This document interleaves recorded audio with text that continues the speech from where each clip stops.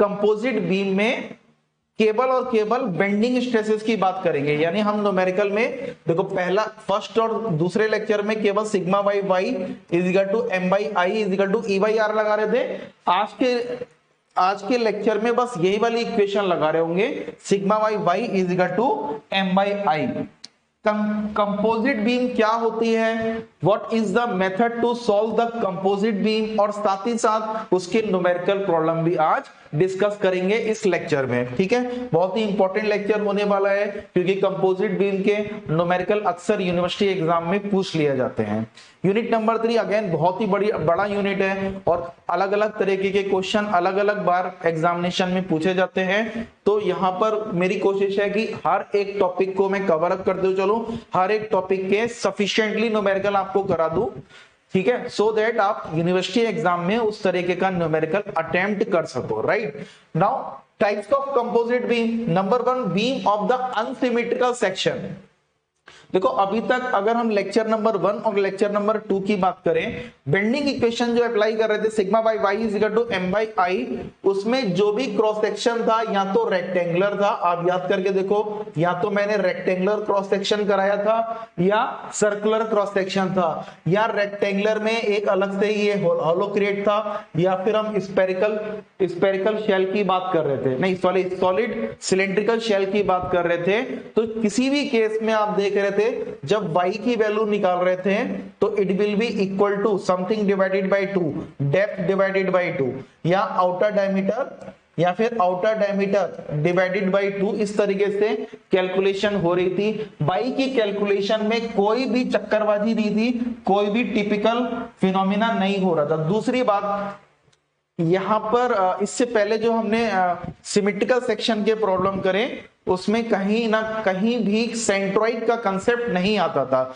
लेकिन जब हम बात करेंगे बीम ऑफ अनसिमेट्रिकल सेक्शन की, जैसा कि आप डायग्राम में देख पा रहे हो, टी सेक्शन इज अनसिमेट्रिकल, जबकि आई सेक्शन क्या होता है, अगर उसके अपर फ्लैंज और लोअर फ्लैंज की डायमेंशन सेम है तो ये आई सेक्शन सिमेट्रिकल होता है। तो बहुत अच्छे से T section, L section, C section, I section, इन सब के बारे में सेंट्रॉइड और मोमेंट ऑफ इनर्शिया हमें अच्छे से निकालना आता है। तो मैं क्या करूंगा, ऑलरेडी मैं कई सारे न्यूमेरिकल यहाँ पर सॉल्व कर दूंगा और वो आपके लिए होमवर्क हो जाएगा, वो आप अपने आप से कर लेना। ठीक है, तो नंबर 1 हम बात करेंगे बीम ऑफ अनसिमेट्रिकल सेक्शन। जैसे कि यहां देख पा रहा हूं टी सेक्शन अनसिमेट्रिकल है, इसका न्यूमेरिकल हम कैसे करेंगे, तो न्यूमेरिकल में कुछ भी नहीं है, बस सेंट्रॉइड निकालना है, मोमेंट ऑफ इनर्शिया निकालना है, sigma by Y is equal to M by I लगा देना है। ठीक है, next is second type of composite beam is beam of uniform strength. तो ये हमारे सिलेबस में नहीं है, बीम ऑफ यूनिफॉर्म स्ट्रेंथ हमारे सिलेबस में नहीं है, लेकिन आप समझ सकते हो ये बीम ऑफ यूनिफॉर्म स्ट्रेंथ क्या है। यहां पर बीम के क्रॉस सेक्शन को, बीम के देखो जनरली बीम हम इस तरीके से ले रहे थे ना, ये रेक्टेंगुलर बीम है, इसकी लेंथ L है 2 मीटर की 3 मीटर की, लेकिन कहीं भी इसका क्रॉस सेक्शन को वेरी नहीं कर रहे थे। यहां पर आप देख पा रहे हो क्रॉस सेक्शन को वेरी किया गया है। ठीक है, पहले बढ़ रहा है फिर डिक्रीज हो रहा है, क्रॉस सेक्शन को वेरी किया जा रहा है, यानी वेरिंग क्रॉस सेक्शन की बीम है। सो दैट वेरी करने का पर्पस ये है कि एवरी क्रॉस सेक्शन पे, एवरी पॉइंट पे बीम की स्ट्रेंथ बराबर रहे या बीम में जनरेट होने वाली स्ट्रेसेस इक्वल रहे। ये कंसेप्ट होता है बीम ऑफ यूनिफॉर्म स्ट्रेंथ का, जो कि हमारे सिलेबस में नहीं है। हमारे सिलेबस में है beam of unsymmetrical section and flitched beam. ठीक है, very important, flitch beam is very important. आप मान के चलो 100% आपको इसे करके जाना है, इसको छोड़ के नहीं जाना है, क्योंकि ये आसान है, कंसेप्ट आसान है और इंपॉर्टेंट भी है। इस तरह के क्वेश्चन आप यूनिवर्सिटी एग्जाम में देख सकते हो। फ्लिंज बीम का मतलब क्या है, फ्लिंज बीम का मतलब क्या है कि बीम 2 मटेरियल से बनी हुई है। यहां पर आप देख पा रहे हो, एक तो बीम का क्रॉस सेक्शन देख पा रहे हो, ये तो बना हुआ है timber section.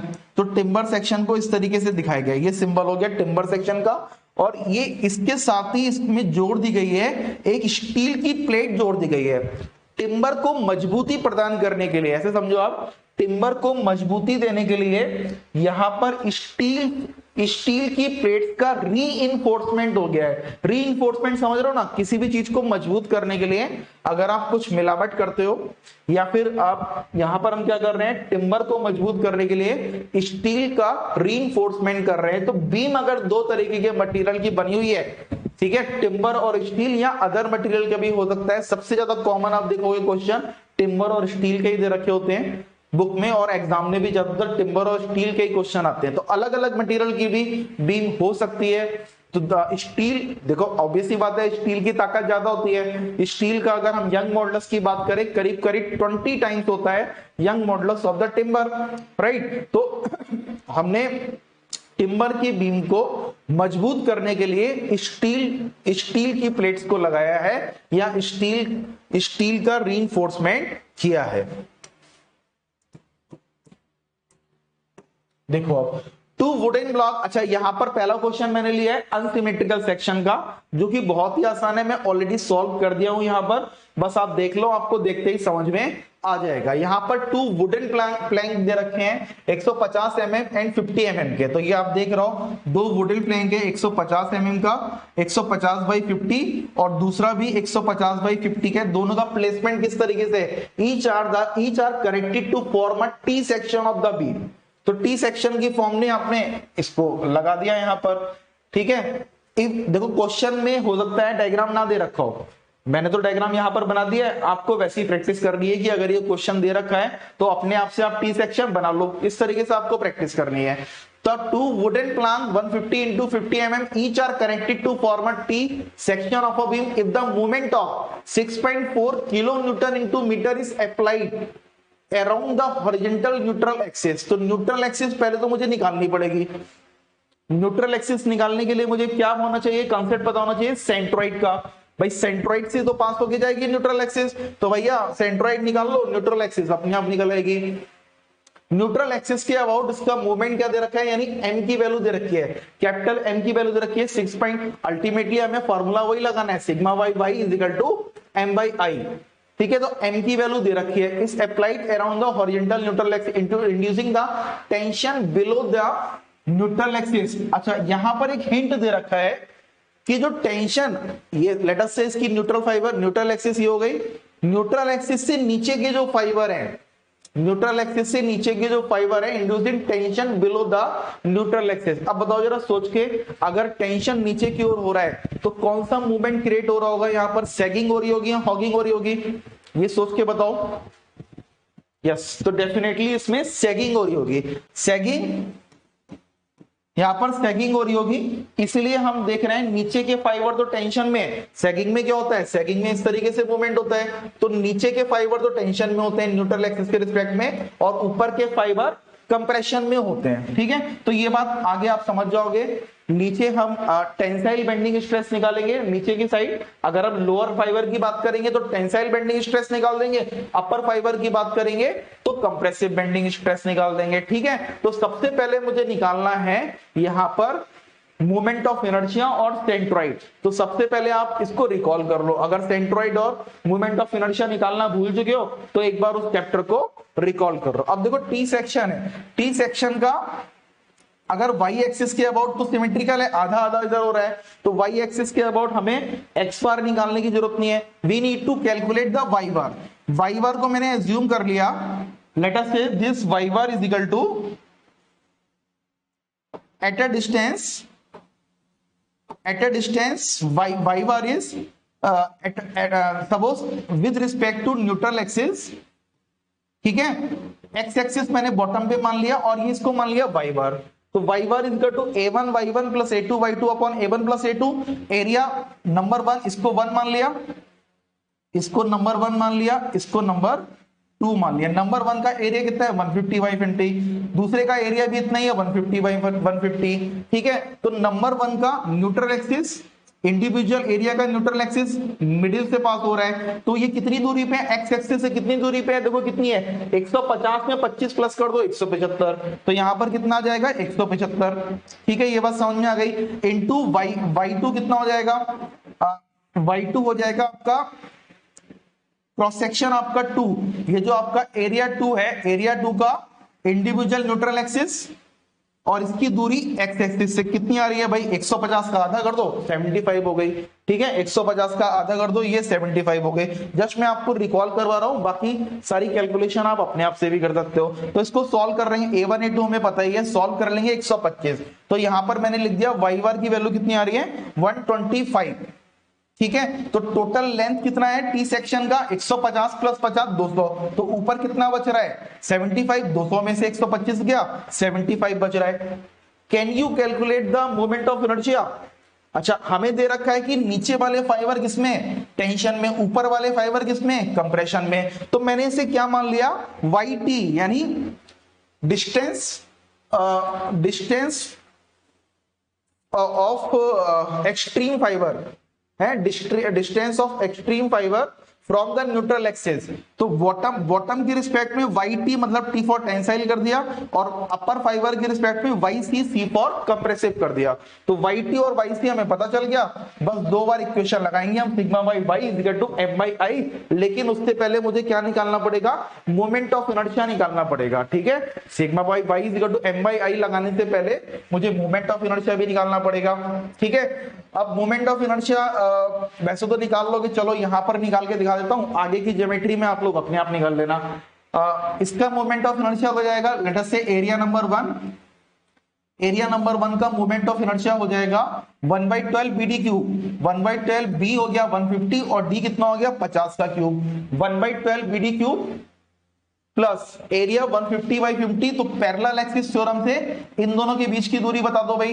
Parallel axis theorem से इन दोनों के बीच की दूरी कितनी होगी, 75 में से 25 माइनस कर दो, 75 में से 25 माइनस कर दो, प्लस इसका मोमेंट ऑफ इनर्शिया, इस ज्योमेट्री का moment of inertia with respect to individual neutral axis, यानी एरिया नंबर 2 की इंडिविजुअल न्यूट्रल एक्सिस के अबाउट कितना हो जाएगा 1/12 BD क्यूब। B अब B कितना हो जाएगा 50, और इसकी डेप्थ कितनी हो जाएगी 150। तो 1/12 50 इंटू 150 का क्यूब, एरिया हमें पता ही है। नाउ ये डिस्टेंस कितनी हो जाएगी, ये टोटल डिस्टेंस है 125 और ये डिस्टेंस है 75, 150 का आधा। ठीक है, 125 में से 75 माइनस हो गया। तो ये पैरेलल एक्सिस थ्योरम से हम क्या कर रहे हैं, जो टोटल कंबाइंड ज्योमेट्री की जो न्यूट्रल एक्सिस है और इंडिविजुअल ज्योमेट्री की, इंडिविजुअल एरिया की जो न्यूट्रल एक्सिस है, उन दोनों के बीच की दूरी है भाई। A इंटू एच स्क्वायर होता है ना, याद आ रहा है ना, A इंटू एच स्क्वायर होता है प्लस। ठीक है, सबसे पहले हम निकालते हैं और उसको पैरेलल एक्सिस थ्योरम से A इंटू एच स्क्वायर करके, H is the distance between the combined neutral axis and individual neutral axis.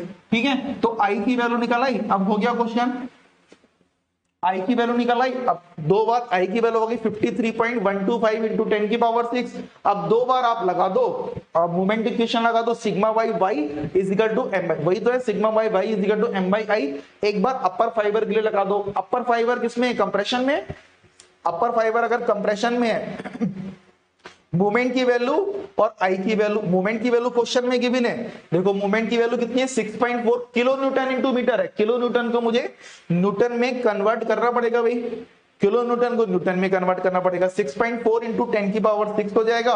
आई की वैल्यू अभी निकाली, YC की वैल्यू हो जाएगी 75। कंप्रेसिव यानी यहां से हमें सिग्मा C निकल आएगा, यानी बेंडिंग, कंप्रेसिव बेंडिंग स्ट्रेसेस निकल जाएगी अपर फाइबर पे। इसी तरीके से YT की वैल्यू लगा दो, sigma by Y is equal to M by I। YT की वैल्यू लगा दो, रेस्ट इज ओके, मतलब वो सेम ही रहेगा। तो यहां पर आपको ये वैल्यू आ गई 15.06 मेगा पास्कल। इसका नेचर क्या है, टेंसाइल। अच्छा, आप दिमाग लगा के बताओ, आंसर आने से पहले क्या आप प्रिडिक्ट कर सकते थे कि सिग्मा T की वैल्यू ज्यादा आएगी या सिग्मा C की वैल्यू आ सकती है, सिग्मा T की वैल्यू ज्यादा आती या सिग्मा C की वैल्यू ज्यादा आती? क्या आंसर निकालने से पहले आप प्रेडिक्ट कर सकते थे? बिल्कुल प्रेडिक्ट कर सकते थे। ये किस पे डिपेंड कर रहा है, डिस्टेंस y पे डिपेंड कर रहा है ना, distance of the neutral axis with respect to the fibre, top fibre और बॉटम फाइबर। तो यहां पर बिल्कुल क्लियरली पता है कि जो बॉटम फाइबर है उसकी डिस्टेंस न्यूट्रल एक्सिस से 125 है। तो इसका मतलब नीचे वाला ज्यादा ही आता, तो यहां पर नीचे वाला ज्यादा है, यानी tensile bending stresses are greater than, tensile bending stresses are greater than compressive bending stresses. तो ये हमें इससे भी पता चल रहा है हमें, इससे वाई से भी हमें ये बात समझ में आ रही है। ठीक है, अब देखो यहाँ क्या मैं वेरिएशन लगा सकता हूं, बेंडिंग स्ट्रेस का वेरिएशन कर सकता हूं। टॉप फाइबर में कितना आ रहा है 9 मेगापास्कल और बॉटम फाइबर में कितना आ रहा है 15 megapascal, variation of the bending stresses. ठीक है, अभी तक जितने क्वेश्चन किए थे हमने, याद करो आप लेक्चर नंबर 1 में और लेक्चर नंबर 2 में मैंने जितने भी क्वेश्चन कराए थे उसमें ये वेरिएशन बिल्कुल इक्वल हो रहा था, ऊपर और नीचे बिल्कुल इक्वल अमाउंट आ रहा था, क्योंकि सारे के सारे क्वेश्चन जो कराए थे वो सिमेट्रिकल सेक्शन के कराए थे। यहाँ पर अनसिमेट्रिकल का है क्वेश्चन, इसलिए बेंडिंग कंप्रेसिव बेंडिंग स्ट्रेसेस और टेंसाइल बेंडिंग स्ट्रेसेस में अंतर आ रहा है। ठीक है, आई होप ये क्वेश्चन आपको बहुत अच्छे से क्लियर हो गया होगा, आसान सा क्वेश्चन है। नेक्स्ट टॉपिक है हमारा फ्लिज्ड बीम। फ्लिज्ड बीम होती है आपकी बीम जो होती है, तो यहां पर आप देख पा रहे हो दो मटेरियल टिम्बर और स्टील की बनी हुई जो बीम है that is called flitched beam. क्यों बनाई जा रही है? In practice beam of more than one material are also use. तो जनरली होता क्या है कि जरूरी नहीं है कि भाई एक ही मटेरियल की बीम बनी हो, बीम जो है वो अलग अलग मटेरियल की भी बनी होती है। In such cases the different material are rigidly connected to their so that there is no slip at the common faces. Such a beam are called flitched beam. Such a beam is called flitched beam, लिख सकते हैं यहां पर, such a beam is called flitched beam. तो दोनों के जो joint होता है यहाँ पर ये रिजिडली फिक्स होता है, rigidly may be nut bolt से या रिवेटिंग करके इसे फिक्स कर दिया जाता है, तो बहुत ही रिजिडली क्लैम्प्ड होता है ये। ठीक है, डिफरेंट मटेरियल को हमने ज्वाइन कर दिया, फॉर एग्जांपल टिम्बर बीम को ज्वाइन कर दिया स्टील की प्लेट से, तो ये कहलाएगी फ्लिज्ड बीम। समटाइम बीम, अब इसकी जरूरत क्यों पड़ रही है, बीम ऑफ वन मटेरियल अगर वो अकेला यूज किया जा रहा है, सपोज टिम्बर का मटेरियल है, टिम्बर के मटेरियल को अगर मैं अकेले यूज कर रहा हूं, ठीक है, तो हो सकता है कि हमारे पास इतना स्पेस अवेलेबल ना हो, क्योंकि टिम्बर की मजबूती तो कम होती है, हमें बड़ी बीम लेनी पड़ेगी, लार्ज क्रॉस सेक्शन की बीम लेनी पड़ेगी, तो हमारे पास हो सकता है इतना स्पेस अवेलेबल ना हो। तो इस वजह से उस टिम्बर बीम में रीइंफोर्समेंट कर दिया स्टील का, तो जगह भी बच गई और मजबूती भी आपने प्रदान कर दी, मजबूती भी आपने बीम को प्रदान कर दी या दे दी। ठीक है, material is then reinforced with some other material, ये मैंने बता दिया। रीइंफोर्समेंट मतलब ताकत प्रदान करना, उस टिम्बर को ताकत दी गई, किसकी हेल्प से, स्टील के रीइंफोर्समेंट की मदद से। This reduce the cross sectional area of the beam and to suit the space available. तो यहां पर आपका बीम आपकी छोटी हो गई, उसका क्रॉस सेक्शन भी कम हो गया और जितनी मजबूती चाहिए थी वो मजबूती हमें मिल गई। तो टोटल मोमेंट ऑफ रेजिस्टेंस होता है वो दोनों का समीशन होता है, यानी मोमेंट ऑफ रेजिस्टेंस अगर टिम्बर का और स्टील का इंडिविजुअल निकालेंगे तो दोनों को प्लस कर देंगे। तो मेथड क्या होता है, इस तरीके की प्रॉब्लम को सॉल्व करने का मेथड क्या होता है, तो एक ही मेथड में आपको कराऊंगा, इक्विवेलेंट बीम आपको बनानी पड़ेगी। You need to draw the equivalent beam, make the equivalent section beam. For example यहां पर आप डायग्राम में देख पा रहे हो, यहां पर आप डायग्राम में देख पा रहे हो एक टिम्बर बीम बिल्कुल अलग से आपको दिख रही है, टिम्बर बीम है। तो ये किताब में क्या कर रखा है, टिम्बर सेक्शन का ऐसे ऐसे ऐसे करके इन्होंने सिंबल बना रखा है टिम्बर सेक्शन का। ठीक है, और स्टील सेक्शन का सिंबल ये हैचिंग करके दिखा रखा है। तो बिल्कुल क्लियरली आप डिफरेंशिएट कर पा रहे होगे कि यहाँ पर एक तो मिडिल में तो टिम्बर बीम है, ठीक है, और साइड में इधर एलएचएस और आरएचएस साइड स्टील प्लेट्स का रीइंफोर्समेंट किया गया है। स्टील प्लेट की थिकनेस कितनी है, स्मॉल टी है ना, और टिम्बर की विड्थ कितनी है, स्मॉल बी। टिम्बर की विड्थ कितनी है, स्मॉल बी, राइट। इतनी बात समझ में आ गई।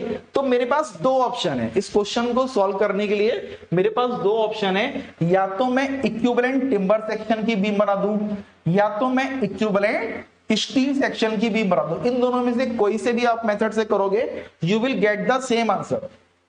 ठीक है, अच्छा, इसको करने के लिए हमें क्या करना था, यहां पर एक टर्म आती है modular ratio which is very important. तो इसकी मदद से हम क्या करेंगे, इक्विवेलेंट टिम्बर सेक्शन भी बना सकते हैं और इक्विवेलेंट स्टील सेक्शन भी बना सकते हैं। मॉड्यूलर रेशियो होता क्या है, it's a ratio of young modulus of the two material. For example अगर मैं स्टील और टिम्बर की बात करूं, स्टील का जो यंग मॉडुलस होता है as compare to timber, this is 20 times. Steel का यंग मॉडुलस तो पता है ना आपको, modulus of elasticity, ES upon ET is equal to 20, तो 20 टाइम्स मजबूत होती है जनरली।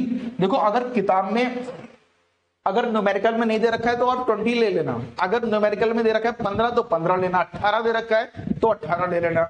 इन जनरल ये 20 के बराबर ही होता है, यानी 20 गुना ये स्ट्रेंथफुल होती है। To make the equivalent section multiply the modular ratio, modular ratio से मल्टीप्लाई कर रहे हैं मुझे उस क्रॉस सेक्शन को। सपोज यहां पर थिकनेस मुझे नजर आ रही है स्टील की, तो स्टील की थिकनेस से, थिकनेस को मैं मल्टीप्लाई कर दूंगा 20 से, ठीक है। तो अच्छा, modular ratio ES upon ET लूंगा अगर मैं इक्विवेलेंट टिम्बर सेक्शन बना रहा हूं। आप ये समझो, यहां पर ये इंपॉर्टेंट पॉइंट है, यहां पर m का रेशियो क्या लूंगा, मैं m का रेशियो 20 लूं या 1/20 लूं, m का रेशियो 20 लूं या 1/20, 1/20 लूं, ये इस बात पे डिपेंड करेगा कि आप कौन सी बीम बनाना चाह रहे हो, टिम्बर सेक्शन वाली बनाना चाह रहा हो या स्टील की बनाना चाह रहा हूं। तो अभी फिलहाल मेरे कहने से याद कर लो कि अगर, बाकी आपको धीरे धीरे न्यूमेरिकल में समझ में भी आ जाएगा, अगर आपको इक्विवेलेंट टिम्बर बीम बनानी है, देखो टिम्बर में आपको ज्यादा, मतलब एक स्टील क्रॉस सेक्शन छोटा सा है और टिम्बर आपको बड़ा लगाना पड़ रहा है, यानी जब स्टील को टिम्बर में कन्वर्ट करोगे तो बड़ा क्रॉस सेक्शन बनेगा।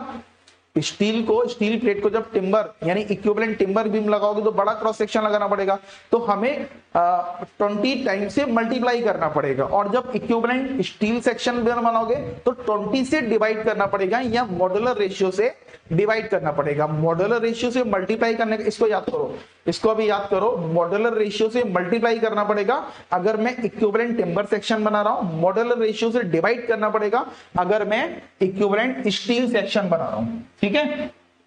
तो if m is, let us take m is greater than 1, do this if you are making the equivalent timber section.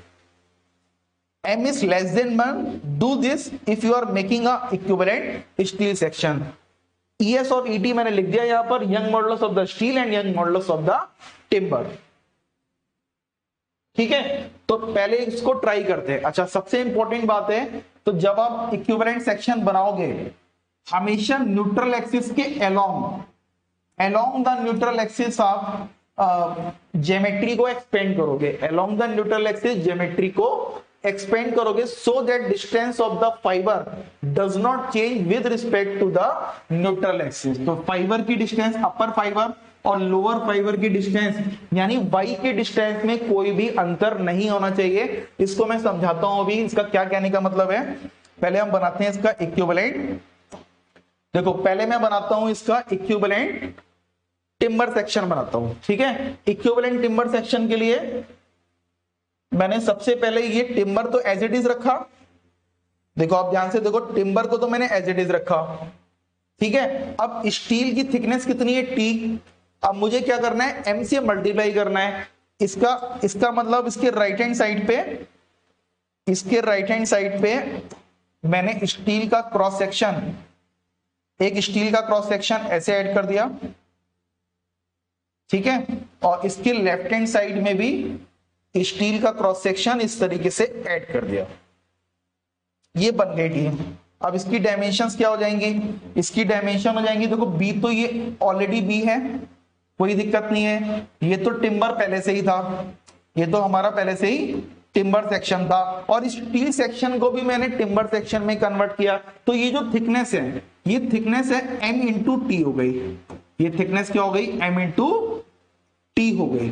Where m is the modular ratio, 20 दे रखा है तो 20, 15 दे रखा है तो 15, तो m से मुझे मल्टीप्लाई करना है, m इंटू टी यहाँ पर थिकनेस हो गई। और हाइट में कोई भी परिवर्तन नहीं हुआ, इसकी हाइट में कोई भी चेंजेस नहीं आए, ठीक है। तो ये अब क्या हो गया, ये स्टील सेक्शन का था, अब ये टिम्बर सेक्शन में कन्वर्ट हो गया, ये टिम्बर सेक्शन में कन्वर्ट हो गया, और ये स्टील था तो ये भी टिम्बर सेक्शन में कन्वर्ट हो गया। ये हो गया हमारा इक्विवेलेंट टिम्बर सेक्शन। क्या आप इसे अब सॉल्व नहीं कर सकते, equivalent timber section, if everything is known तो you can you apply the sigma Y, Y is equal to m by I. अब ये तो एक सॉलिड बीम हो गई, एक टिम्बर की बीम हो गई, इसकी क्रॉस सेक्शन भी आपको पता चल गया, डायमेंशन भी पता चल गया, तो फटाक से इसका मोमेंट ऑफ इनर्शिया निकाल दो। है ना, जल्दी से इसका मोमेंट ऑफ इनर्शिया निकाल दो, sigma Y Y is equal to M by I लगा के खत्म करो क्वेश्चन। ठीक है, दूसरा मेथड क्या है, दूसरा मेथड क्या है, मैं इसमें क्या करूंगा, देखो यहां पर m क्या होगा, here m is greater than 1। For example this is 20, for example m is 20 for example.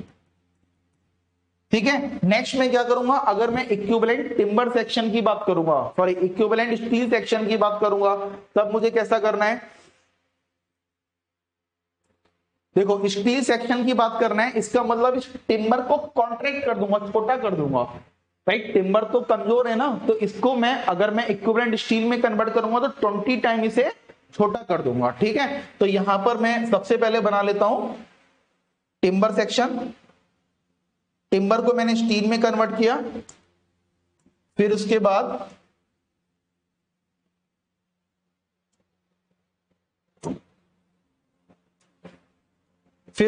Steel को एज इट इज रहने दिया, है ना, स्टील को एज इट इज रहने दिया, स्टील वाले क्रॉस सेक्शन को एज इट इज रहने दिया। अब ये बन गई हमारी इक्विवेलेंट स्टील सेक्शन भी। ठीक है, बट इसमें क्या होगा, हमें क्या ध्यान रखना है, इसमें हमें ये ध्यान रखना है दैट ये वाली विड्थ कितनी होगी, m into b, this width is m into B,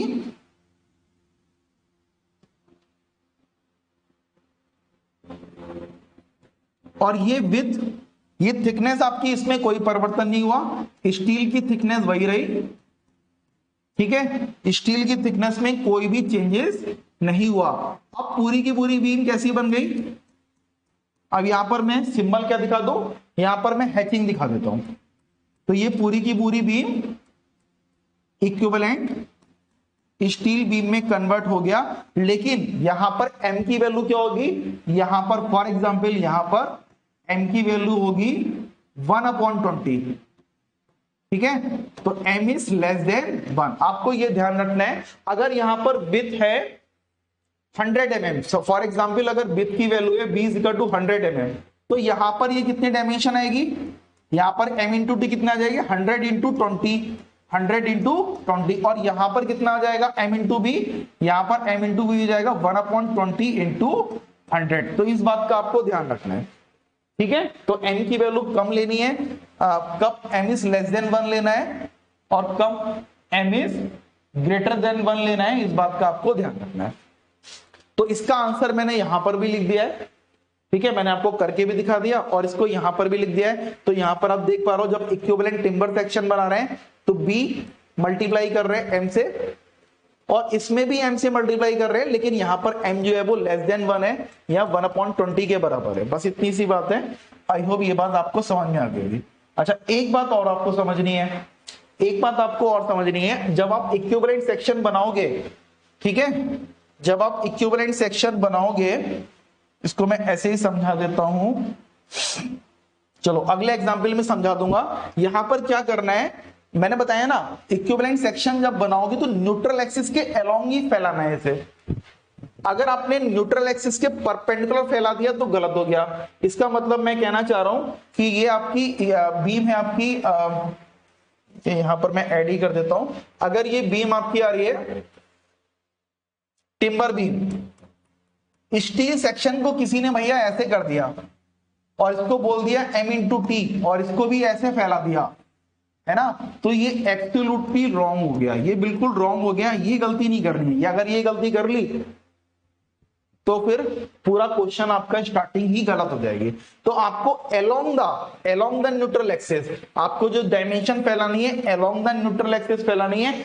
जो टॉप फाइबर है बॉटम फाइबर है, यानी वाई के रिस्पेक्ट में जो टॉप फाइबर है बॉटम फाइबर है, उसकी डिस्टेंस में कोई भी परिवर्तन नहीं होना चाहिए। समझ गए ना मेरी बात, वाई की value before making the equivalent section और वाई की value after making the equivalent section में कोई भी परिवर्तन नहीं होगा। यानी डायमेंशन आपको फैलानी है अलोंग द न्यूट्रल एक्सिस, जो डायमेंशन आपको फैलानी है वो न्यूट्रल एक्सिस के अलोंग फैलानी है। ठीक है, नेक्स्ट इसको ट्राई करो आप, इसको ट्राई कर सकते हैं, equivalent section of the flitched beam. अब क्या कर रखा है, ये स्टील की प्लेट थोड़ा ऊपर दे रखी है, ऊपर टॉप पे और बॉटम पे लगी हुई है स्टील की प्लेट, ठीक है। तो अब क्या करेंगे, देखो कई बार बच्चे वही गलती कर देते हैं, यहां पर मैं लिख के, यहां पर मैं बता देता हूं आपको, कई बार बच्चे वही गलती कर देते हैं जो मैंने बताया, ठीक है। इसको क्या करेंगे, टिम्बर सेक्शन बनाया, ठीक, और स्टील सेक्शन इसके ऊपर बना दिया,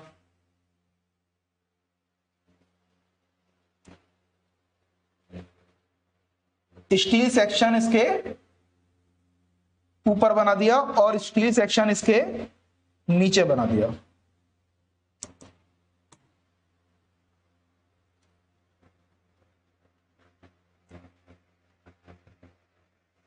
ठीक है, तो बस यहीं पर क्वेश्चन सॉल्व करना शुरू कर दिया, ठीक है। तो बच्चे ने क्या करा, ये टिम्बर बना दिया और इसको भी टिम्बर बना दिया, इसको भी टिम्बर बना दिया, यानी यहां पर क्या हो गया, अब न्यूट्रल एक्सिस के परपेंडिकुलर फैला दिया। तो ये पूरी तरीके से गलत है, यहां पर मैं लिख देता हूं दिस इज रॉन्ग। तो ये गलती नहीं करनी है, this equivalent cross section is wrong, बस। बाकी इस क्वेश्चन में कुछ भी नहीं है, सारे क्वेश्चन आसानी से हो जाएंगे। तो हमें करना क्या है, स्टील सेक्शन को फैलाना है। कैसे फैलाना है, along the neutral axis, along the neutral axis फैलाना है। तो इक्विवेलेंट स्टील सेक्शन की दूरी ये कितना हो जाएगा, अगर ये बी, अगर इसकी थिकनेस है, इसकी विड्थ है अगर बी, तो टोटल लेंथ कितनी हो जाएगी, m इंटू बी।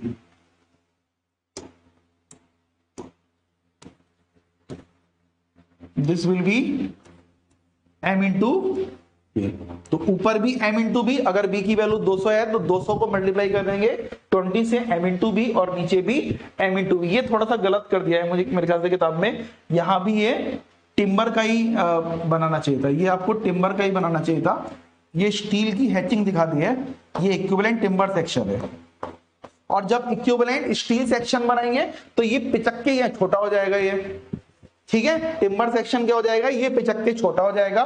तो इसकी वैल्यू m इंटू बी हो जाएगी, वेयर m इज, देखो यहां पर लिख रखा है, यहां पर m क्या है, ES upon ET, steel divided bye timber, young modulus of the steel divided by Young modulus of the timber. जबकि यहां पर m की वैल्यू क्या दे रखी है, ET अपॉन ES, यानी young modulus of the timber divided by Young modulus of the steel, यानी m is greater than 1 here और m is less than 1 here.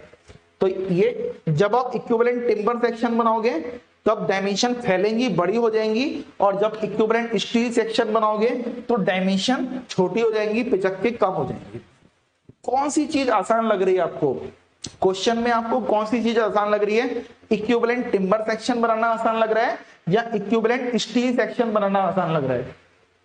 तो मेरी अगर पर्सनली राय मानोगे तो मैं हमेशा इक्विवेलेंट टिम्बर सेक्शन को ही प्रेफर करूंगा, या फिर ऐसी बीम में मैं इक्विवेलेंट बनाऊंगा जो आपका बीम का मटेरियल आपका कमजोर होगा, क्योंकि मल्टीप्लाई करना आसान होता है भाई, इंटू 20 करना आसान होगा, डिवाइडेड बाई 20 करने में कैलकुलेशन में गलती हो सकती है। तो इंटू 20 करने में आप इसको फैला दो, क्रॉस सेक्शन को बढ़ा दो, वो ज्यादा आसान तरीका रहेगा। फिलहाल एक क्वेश्चन में आपको दोनों तरीके से करा दूंगा और बाकी आप क्वेश्चन अपने आप करते रहना, ठीक है। आप अपने आप से इक्विवेलेंट स्टील में करके भी देख सकते हो।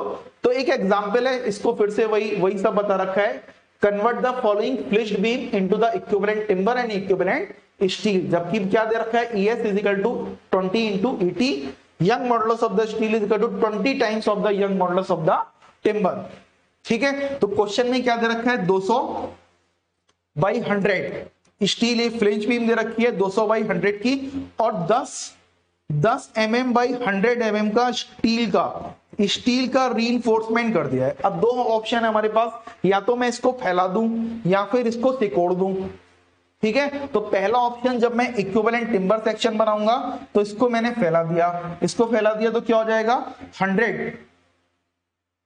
100 इंटू 20 हो जाएगा, 100 इंटू 20 हो जाएगा, 100 इंटू 20 यानी 2000 mm की हो जाएगी, राइट। और अगर मैं इसको सिकोड़ दूंगा तो क्या हो जाएगा, 200 डिवाइडेड बाई 20, 200 डिवाइडेड बाई 20 कितना हो जाएगा, दिस इज 10, ठीक है। सॉरी 200 डिवाइडेड बाई 20 5 के बराबर होगा क्या, नहीं गलत देख रहे हैं हम, देखो यहां पर फिर गलती कर दी मैंने, अलोंग द, हमें तो अलोंग द न्यूट्रल एक्सिस करना है ना, मैं perpendicular to the neutral axis कर रहा हूं, तो मुझे कौन सी डायमेंशन, 200 डायमेंशन नहीं देखनी है, इसको पिचकाना ऐसे नहीं पिचकाना है, इसको अलोंग द न्यूट्रल एक्सिस पिचकाना है।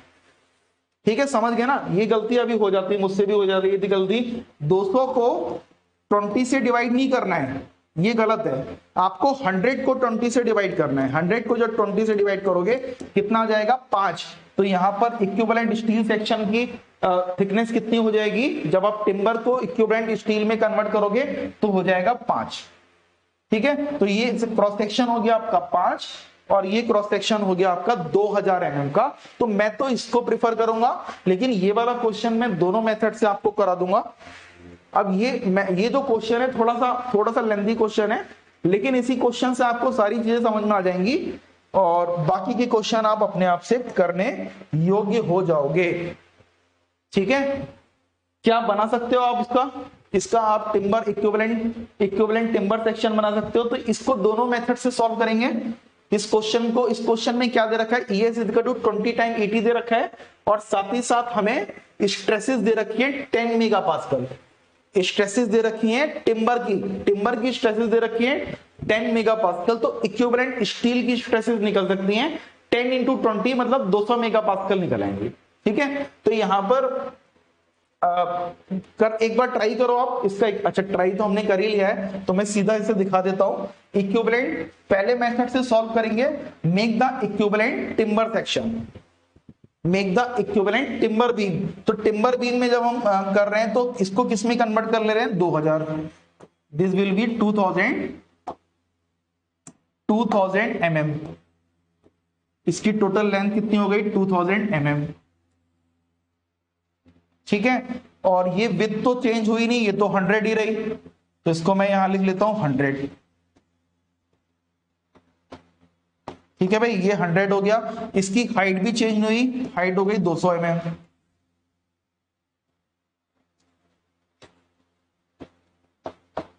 ठीक है, can we calculate the centroid. Centroid calculate करने के लिए मैं क्या करूंगा, y1 is equal to a1 y1 plus a2 y2 divided by a1 plus a2। ठीक है, तो we can calculate the centroid. तो एक क्वेश्चन को करके दिखा देता हूं, बाकी क्वेश्चन को मैं आपको ऑलरेडी मैंने सॉल्व कर रखे हैं, वो आपको दिखा दूंगा। तो लेट अस से एरिया नंबर 1, कोई सा भी आप इसको मान लो एरिया नंबर 1, इसकी थिकनेस कितनी है, इसकी थिकनेस है 10 mm। तो एरिया नंबर 1 नीचे वाले को मान लेते हैं 1 और ऊपर वाले को मान लेते हैं 2। ठीक है, तो एरिया नंबर 1 हो जाएगा 2000 इंटू 10। नाउ y1, अगर मैं बॉटम एक्सिस को x एक्सिस मान लूं, देखो y x बार तो निकालने की जरूरत नहीं है क्योंकि ये इसके मिडिल से सिमेट्रिकल है, ये x बार निकालने की जरूरत नहीं है, y बार निकाल लिया हमने। तो ये इसकी दूरी कितनी हो जाएगी, 10/2, 10 divided by 2 is equal to 5 plus इसका एरिया कितना हो जाएगा 100 इंटू 200, 100 इंटू 200। नाउ y2 बार कितना हो जाएगा भाई, इसका आधा कितना हो गया, 200 का आधा कितना हो गया 100, और ये 10 इसमें और प्लस कर देंगे तो 110, y2 bar is 110 divided by area 1 2000 into 10 plus area 2 100 into 200। तो यहां से जब आप कैलकुलेट करोगे you will get y bar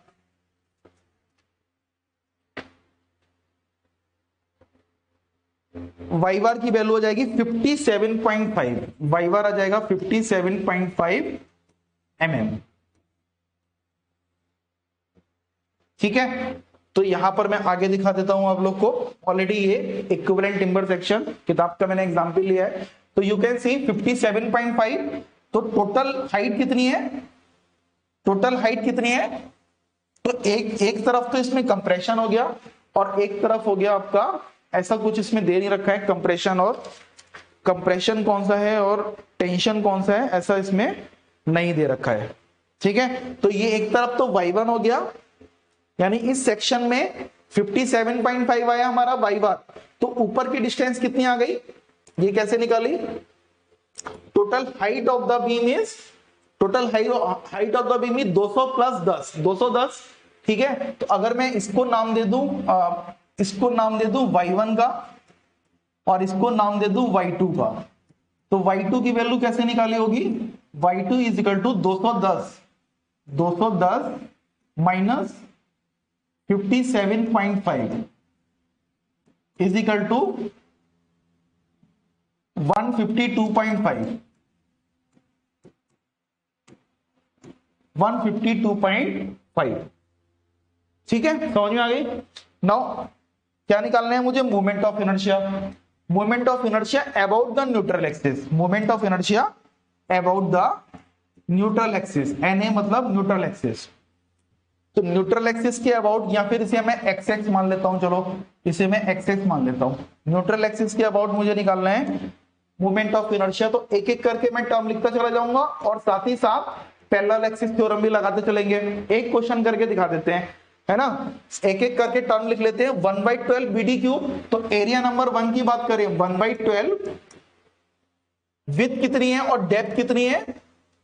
depth है इसकी 10, 2000 इंटू 10 का cube plus a into H square, area into H square, area is 2000 into 10 and what is the value of h? अब h की वैल्यू निकालनी है मुझे, यानी इसके सेंटर से और कंबाइंड न्यूट्रल एक्सिस के सेंटर से डिस्टेंस निकालनी है। देखो 57.5 में से 5 माइनस कर दो, 57.5 में से 5 माइनस कर दो, तो दोनों के बीच में h की वैल्यू, h1 की वैल्यू आ जाएगी।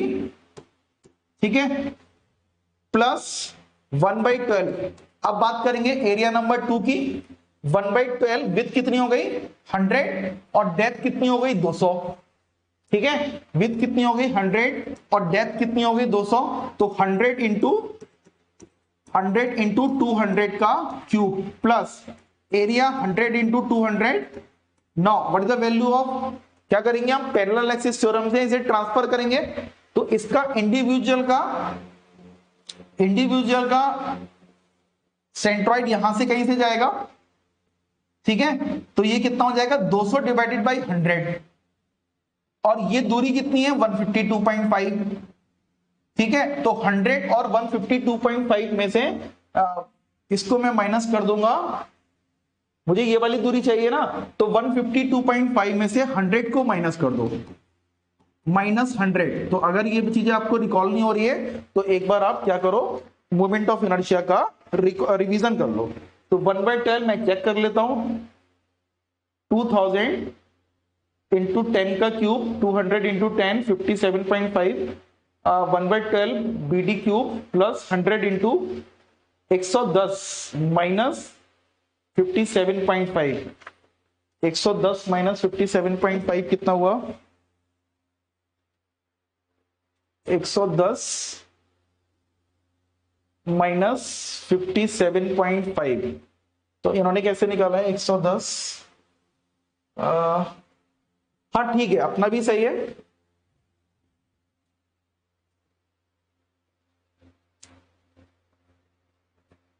ठीक है, ठीक है, तो हमने भी सही तरीके से निकाला है। आप इसके रिस्पेक्ट में भी निकाल सकते थे। 110 हो गया, 110 में से 57.5 भी माइनस कर सकते थे, you will get the same answer. तो इसको आप कैलकुलेट कर लोगे, ये आ जाएगा 177.1 इंटू 10 की पावर 6 इंटू 10 की पावर 6 mm की पावर 4। तो मोमेंट ऑफ इनर्शिया आ गया about the neutral axis, about the neutral axis moment of inertia आ गया 177.1 इंटू 10 की पावर 6 mm की पावर 4। ठीक है, now apply the bending equation. बस हो गया क्वेश्चन हमारा खत्म। Apply the bending equation.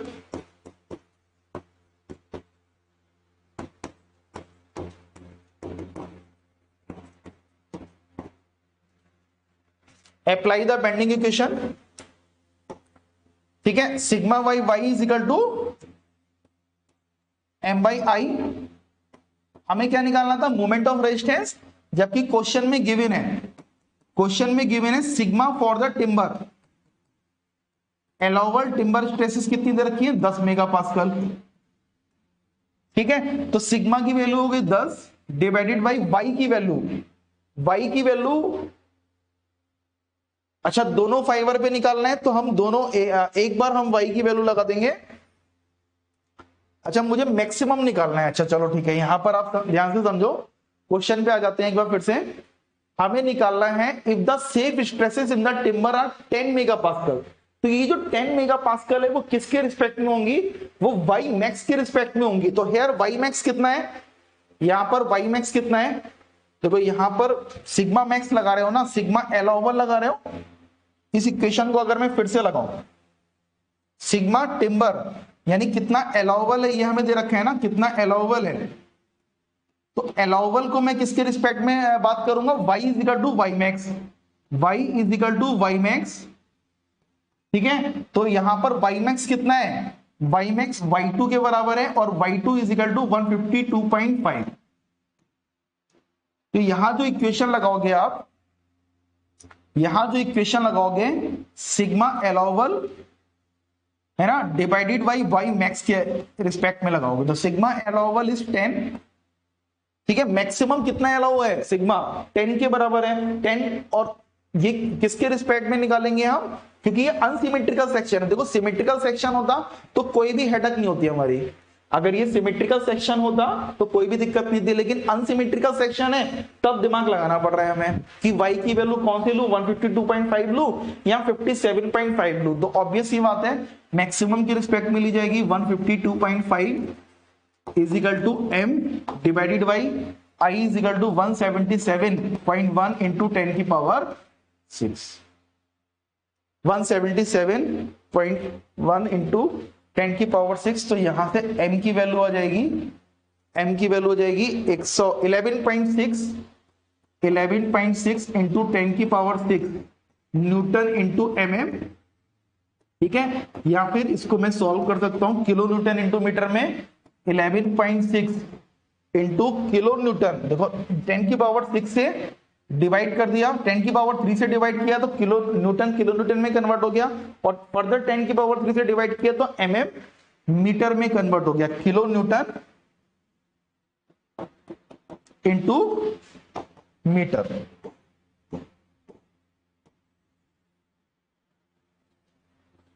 ठीक है, तो इसी तरीके से आप इक्विवेलेंट स्टील सेक्शन की भी कैलकुलेशन कर सकते हैं।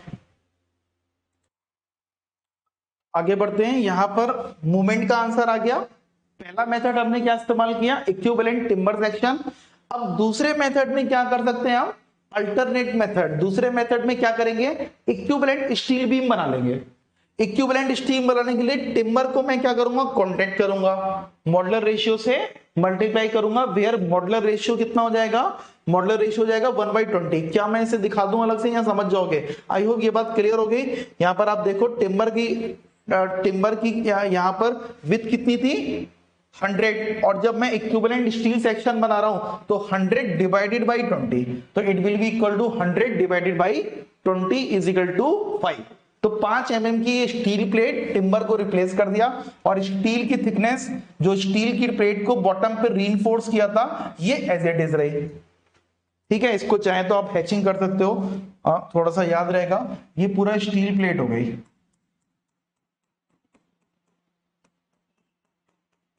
पूरा का पूरा ये इक्विवेलेंट स्टील प्लेट बन गई। फिर से मुझे वही प्रोसीजर करना है, पहले निकालना है वाई बार।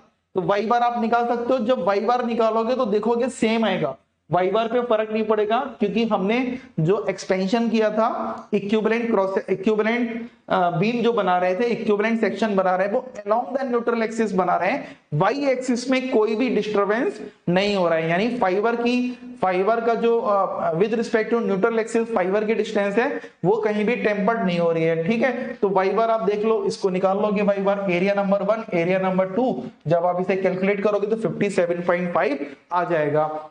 ठीक है, मूवमेंट ऑफ इनर्शिया भी निकाल लोगे, एरिया नंबर 1 की बात करें तो 1/12 BD क्यूब, और इसको मुझे ट्रांसफर करना है इन दोनों को, देखो वही ये तो सेम ही आ जाएगा 57.5 माइनस 5 स्क्वायर, और इसका जब मोमेंट ऑफ इनर्शिया जब पैरेलल एक्सिस थ्योरम लगाएंगे तो ये आ जाएगा 110 माइनस 50, बिल्कुल वैसा ही आ रहा है। 52.5 वहां भी आ रहा था, यहाँ भी 52.5 आएगा, तो दोनों को प्लस कर देंगे, you get the moment of inertia about the neutral axis for the equivalent steel section या इक्विवेलेंट स्टील बीम। ठीक है, अच्छा हमें क्वेश्चन में बीम हमें ये नहीं दे रखा था कि स्टील का अलाउबल स्ट्रेसेस कितनी है स्टील की, ये क्वेश्चन में गिवन नहीं था। ठीक है, क्वेश्चन में गिवन नहीं था, तो मुझे तो ये तो पता है कि टिम्बर के लिए अलाउबल स्ट्रेसेस कितनी थी 10, तो हम क्या करेंगे स्टील के लिए निकालने के लिए 20 से, 20 मतलब Young modulus of the steel divided by Young modulus of the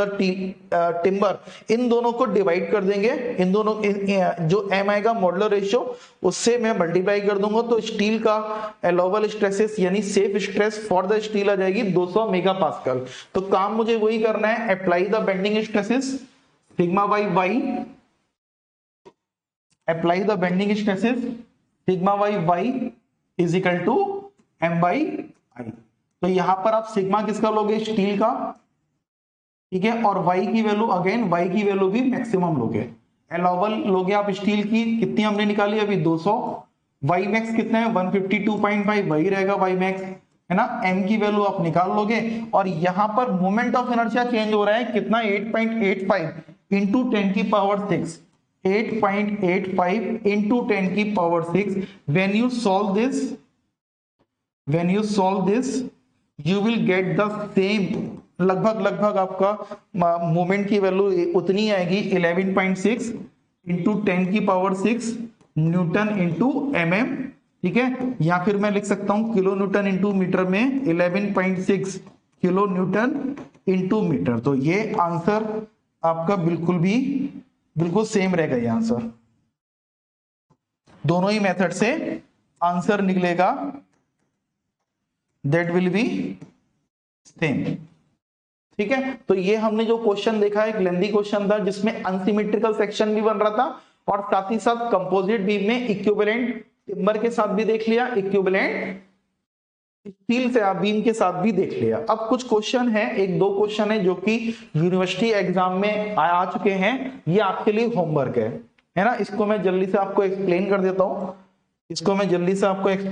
हूं, क्वेश्चन में क्या दे रखा है, प्लेज्ड बीम दे रखी है जिसमें दो जॉइस्ट है। अब जॉइस्ट कुछ टिम्बर के टुकड़े को भी बोल देते हैं जॉइस्ट, अब इनकी जो भी टर्म है, जो टिम्बर के जो दो टुकड़े हैं या टिम्बर के जो क्रॉस सेक्शन है बीम के, उन्हें जॉइस्ट बोल दे रहे हैं। इसका इनिशियल डायग्राम क्या बना रहा है, जॉइस्ट है जिसकी डायमेंशन कितना है 80 mm वाइड है और 160 mm इसकी डेप्थ है, 80 mm वाइड है और 240 mm इसकी डेप्थ है, 180 बाई 250 या 240 depth with a steel plate of 160 mm deep and 12 mm thickness place symmetrically in between the clam. तो दोनों क्लैम के बीच में जो टिम्बर क्या, या ये एक टिम्बर का जॉइस्ट है और ये भी एक टिम्बर का जॉइस्ट है, तो इन दोनों के बीच में एक स्टील प्लेट का रीइंफोर्समेंट किया गया है, इसका क्रॉस सेक्शन कितना है 160 बाई 12।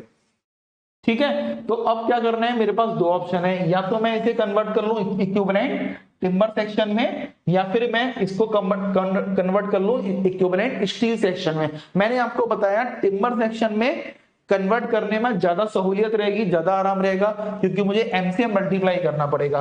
तो 12 की अगर मैं मल्टीप्लाई कर दूं, 12 की 20 से मल्टीप्लाई कर दूं तो कितना हो जाएगा 12 टू जा 240, तो 240 mm इसकी जो स्टील की जो विड्थ आ गई 240 mm आ गई, और 160 में कोई भी परिवर्तन नहीं हुआ, कोई भी चेंजेस नहीं हुआ। तो यहां पर आप देख पा रहे हो इस स्टील के सेक्शन को कन्वर्ट कर लिया हमने टिम्बर के सेक्शन में। क्वेश्चन में दे रखा है young modulus of the steel is equal to 20 times young modulus of the timber।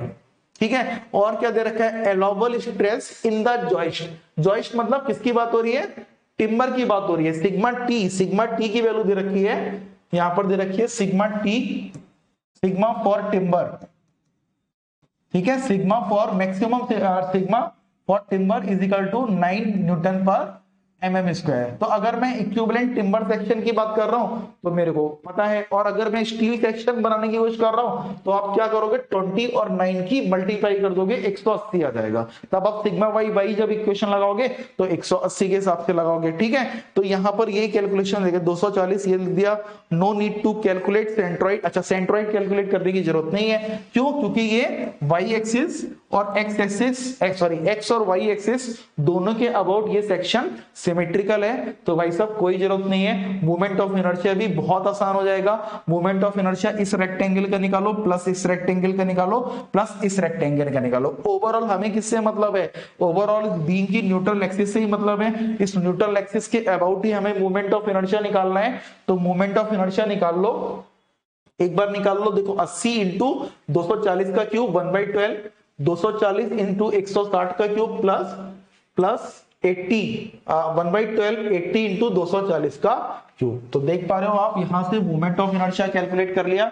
एक बार मोमेंट ऑफ इनर्शिया आ गया, बेंडिंग इक्वेशन लगा दो। अब यहां पर वाई मैक्सिमम की कोई झंझट ही नहीं है, क्योंकि वाई की वैल्यू क्या है? देखो क्रॉस सेक्शन से जो टॉप फाइबर है, ये जो टॉप फाइबर है ये तो 240 डिवाइडेड बाई 2 ही रहेगा ना, क्योंकि ये सिमेट्रिकल सेक्शन है। तो यहां पर कोई टेंसाइल कंप्रेसिव नहीं है, y1 y2 नहीं है। तो ये मैक्सिमम जो y होगा वो मैक्सिमम y होगा distance from the top fibre और distance from the bottom fibre, दोनों ही बराबर होंगे। तो क्या हो जाएगा? 240 डिवाइडेड बाई 2, यानी 9 दे रखा था, टिम्बर का दे रखा था 9 डिवाइडेड बाई 120 m अपॉन। तो मोमेंट ऑफ इनर्शिया की जो वैल्यू निकाली वो यहां पर रख दी, यहां से मोमेंट की वैल्यू निकल आई। मोमेंट की वैल्यू को अगर न्यूटन इंटू mm में आई, किलो न्यूटन इंटू मीटर में करनी है तो इतनी आ जाएगी। ये न्यूटन इंटू mm में होगी, न्यूटन इंटू mm में होगी, ठीक है। तो इसको जब डिवाइड कर देंगे 19.968 kilo newton into metre, that is the answer. Moment of resistance का आंसर आ गया। इसी को अगर अल्टरनेटिव मेथड से करना चाह रहे हैं तो एक क्वेश्चन और देख लो आप। अल्टरनेटिव मेथड से अगर करना चाह रहे हैं तो कैसा हो जाएगा? तो m की वैल्यू क्या हो जाएगी? 1/20, 1/20 हो जाएगी m की वैल्यू। तो इसको पिचका देंगे। टिम्बर सेक्शन को क्या करेंगे? ये जो टिम्बर सेक्शन है 80 को एक बार मल्टीप्लाई करेंगे 1/20 से, और यहां भी 80 को मल्टीप्लाई करेंगे 1/20 से। तो ये हो जाएगा 4 और ये भी हो जाएगा 4। तो 4 मीटर की लेफ्ट हैंड साइड और 4 मीटर में राइट हैंड साइड आप स्टील प्लेट का यहां पर इक्विवेलेंट स्टील प्लेट बना दोगे, जिसकी विड्थ कितनी है? 4, ठीक है। बस हो गया। अब क्या करना है? यहां भी आपको सेंट्रॉइड निकालने की जरूरत नहीं है, क्यों? क्योंकि ये सिमेट्रिकल है, ये न्यूट्रल एक्सिस के अबाउट सिमेट्रिकल है, तो यहां भी सेंट्रॉइड निकालने की जरूरत नहीं है। Equivalent width of the timber section ये मैंने बता दिया। तो 3 रेक्टेंगल है, तीनों का 1/12 BD क्यूब से आप मोमेंट ऑफ इनर्शिया निकाल लो। तीनों को प्लस करोगे, मोमेंट ऑफ इनर्शिया की वैल्यू लिखी हुई है। नाउ स्टील सेक्शन, यहां पर स्टील सेक्शन का तो गिवन नहीं था क्वेश्चन में, तो आप स्टील सेक्शन का क्या करोगे? 20 इंटू 9 सेफ स्ट्रेस या allowable stress in the steel is equal to 20 into 9। 20 timber का दे रखा था ना, 20 इंटू 9 इज इक्वल टू 180। तो 180 यहां पर लगा दो, 180। और y की वैल्यू देखो डिफर नहीं करेगी, y की वैल्यू चाहे कुछ भी करो आप, क्योंकि हम जो एक्सपेंशन कर रहे हैं या कॉन्ट्रैक्शन कर रहे हैं, इक्विवेलेंट टिम्बर बीम बना रहे हैं या इक्विवेलेंट स्टील बीम बना रहे हैं, y से कोई छेड़छाड़ नहीं की जा रही है। तो 240/2 120, ठीक है। तो m is unknown, everything is known, you will get the same answer. आपको बिल्कुल सेम आंसर मिलेगा, न्यूटन इंटू mm। यहां भी न्यूटन इंटू mm होगा, तो m की वैल्यू यहां भी सेम मिलेगी और उधर भी सेम मिलेगी, चाहे आप इक्विवेलेंट स्टील सेक्शन बनाओ चाहे इक्विवेलेंट टिम्बर सेक्शन बनाओ। एक क्वेश्चन और देख लेते हैं, ये भी आपका AQ2 एग्जाम में आए हुए है, ठीक है। इस क्वेश्चन में 2 पार्ट्स दे रखे हैं क्वेश्चन के। एक पार्ट में क्या दे रखा है? ये टिम्बर और स्टील सेक्शन। अब स्टील सेक्शन ये पूरा का पूरा यहां पर है, ठीक है। और दूसरे पार्ट में क्या कह रखा है? 2 क्वेश्चन, एक्चुअल में 2 ही क्वेश्चन है यहाँ पर। दूसरे पार्ट में बहुत ज्यादा लेंदी हो गया है क्वेश्चन, 2 क्वेश्चन है तो बहुत लेंदी हो जाएगा। अब ये भी स्टील से रीइंफोर्समेंट है, लेकिन जो रीइंफोर्समेंट है इसकी पूरी डेप्थ इसकी 200 mm नहीं है, इसकी डेप्थ कुछ कम दे रखी है, 160 mm दे रखी है। नहीं समझ में आ रहा है तो एक बार क्वेश्चन पढ़ लेते हैं। A timber has a beam of 10 mm width and 200 mm depth. Timber जिसकी विड्थ कितनी है? Timber have 10 mm wide and 200 mm depth. 100 mm wide, 100 mm wide and इसकी डेप्थ कितनी है? 200 mm। Reinforced by it is reinforced by bolting, bolt मतलब nut and bolt से इसे जोड़ रहे होंगे, टू स्टील प्लेट्स। तो स्टील प्लेट जिसकी थिकनेस कितनी है 10 mm, 10 mm की स्टील प्लेट है, 10 mm की स्टील प्लेट से जोड़ रहे हैं, है ना, on either side of the beam, दोनों साइड पे हम जोड़ रहे हैं। तो यहां पर पहला वाला केस हो गया। अब जो जोड़ने का जो तरीका है, find the maximum stress attend if the moment of resistance and the moment of resistance, find the maximum stress attained and the in the steel and the moment of resistance of the section if the plates are 200 mm deep। जो reinforcement कर रहे हैं पहले case में क्या कर रहे हैं, जो प्लेट की जो डेप्थ है वो 200 mm है। फिगर नंबर ए की बात कर रहे हैं। अगर प्लेट की डेप्थ है 160 mm, जो reinforcement कर रहे हैं स्टील की प्लेट का, इसकी डेप्थ कितनी दे रखी है 160 mm दे रखी है। तो एक तरीके से ये दो सेपरेट क्वेश्चन हो गया, बस और कुछ नहीं है। ठीक है, तो एक बार हमें दे रखा है, यहां पर हमें दे रखा है टिम्बर के केस में मैक्सिमम स्ट्रेसेस दे रखी है 8 मेगापास्कल, और वही रिलेशन दे रखा है कि टिम्बर जो है स्टील जो है वो 20 times, young modulus of the steel is 20 time of the Young modulus of the timber. ठीक है, तो 8 मेगापास्कल दे रखा है टिम्बर का, तो कहानी वही करनी है। इसको अगर इक्विवेलेंट टिम्बर, मैं क्या कर रहा हूं, ये क्वेश्चन इक्विवेलेंट टिम्बर सेक्शन से सॉल्व किया है, तो 10 मल्टीप्लाई बाई 20, 10 मल्टीप्लाई बाई 20, तो पहले इसको कर लेते हैं, पहले पार्ट को कर लेते हैं, 10 को 20 से मल्टीप्लाई करेंगे 200, 200 इधर 200 इधर, यानी लेफ्ट हैंड वाली स्टील प्लेट और राइट हैंड वाली स्टील प्लेट दोनों को हमने इक्विवेलेंट टिम्बर सेक्शन में कन्वर्ट कर दिया, और ये मैंने हैचिंग करके दिखा दिया। ठीक है, अब इसका मोमेंट ऑफ इनर्शिया तो बहुत ही आसान हो गया। देखो ये पहले वाले केस का moment of inertia, no need to calculate the centroid, क्योंकि ये एक्स और वाई एक्सिस दोनों से ये सिमेट्रिकल है, तो वाई की जरूरत नहीं है हमें। टॉप फाइबर और बॉटम फाइबर दोनों से ही वाई की डिस्टेंस बराबर होगी। ठीक है, इसका जब मोमेंट ऑफ इनर्शिया निकालो, देखिए एक बड़े रेक्टेंगल के रूप में हम देख सकते हैं, एक बड़ा रेक्टेंगल जिसकी डेप्थ कितनी है 200 और जिसकी लंबाई कितनी है, विड्थ कितनी है 200 प्लस 100 प्लस 200 500। तो चाहे तो आप 3 रेक्टेंगल का प्लस कर लो या एक बड़ा रेक्टेंगल ले लो जिसकी विड्थ 500 है, answer will remain same. I X X की वैल्यू आ गई, sigma by Y is equal to M by I, sigma T 8 दे रखा है, वाई की वैल्यू क्या हो गई, फाइबर, टॉप फाइबर या फिर बॉटम फाइबर। तो क्या डिस्टेंस है 200 divided by 200, moment of resistance आपको निकालना है, आई की वैल्यू आपने निकाल ली, ये आंसर मैंने यहां पर लिख दिया। ठीक है, तो ये वही कैलकुलेशन कर रखी है हमने शॉर्टकट की। दूसरे केस में क्या कर रहे हैं, दूसरे केस में इक्विवेलेंट टिम्बर सेक्शन बना रहे हैं, लेकिन इसकी जो डेप्थ थी कितनी थी 160 थी, है ना। जो विड्थ है, विड्थ को हमने एक्सपेंड किया along the neutral axis, that will remain 20 और 20। बस यहां पर सेकेंड पार्ट में और पहले पार्ट में क्या अंतर है, पहले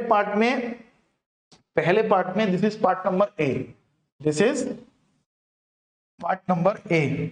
पार्ट नंबर ए में बस इतना है कि मोमेंट ऑफ इनर्शिया की कैलकुलेशन आसानी से हो गई है।